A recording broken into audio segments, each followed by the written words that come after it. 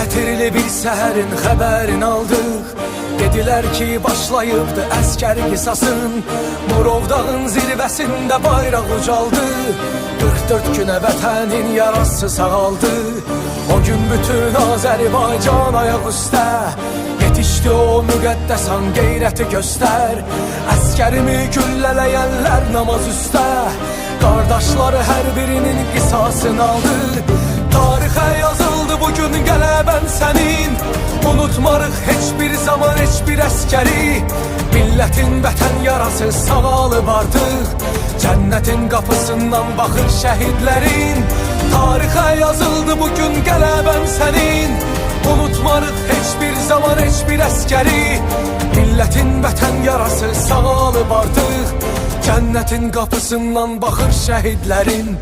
Tarixə yazıldı bugün qələbən sənin.